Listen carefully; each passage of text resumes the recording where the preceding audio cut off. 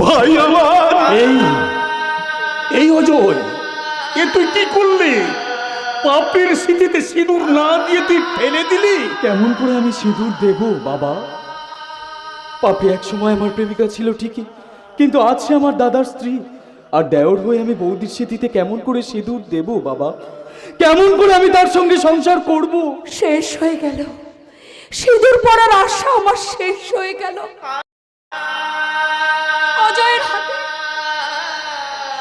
অজয়ের হাতে সিঁদুর পরার স্বপ্ন আমার ভেঙে গেল। আজ আমি বুঝতে পারলাম আমার ভালোবাসার শেষ ঠিকানা।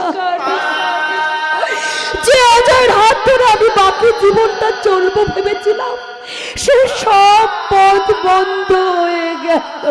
না না রে মা, না, এই অজয়ের সঙ্গে তোর সংসার হবে না বাবা, তার কিছুতেই সম্ভব নয়। বাবা, প্রভু শ্রীরামচন্দ্র ভাই ভরতের জন্য কিছুই করেনি ঠিকই, কিন্তু ভাইকে সম্মান দেওয়ার জন্য অযোধ্যার রাজ সিংহাসন ছেড়ে দিয়েছিল। কিন্তু বাবা, আমার দাদা তো আমার জন্য অনেক কিছুই করেছে। তাহলে আমার দাদাকে সম্মান দিতে আমি পাপড়িকে ভুলে যেতে পারবো না কেন? ভাই, এই অজয় সেদিনও বলেছিল আর আজও বলছে, তুমিই আমার কাছে ভগবান। ভাই।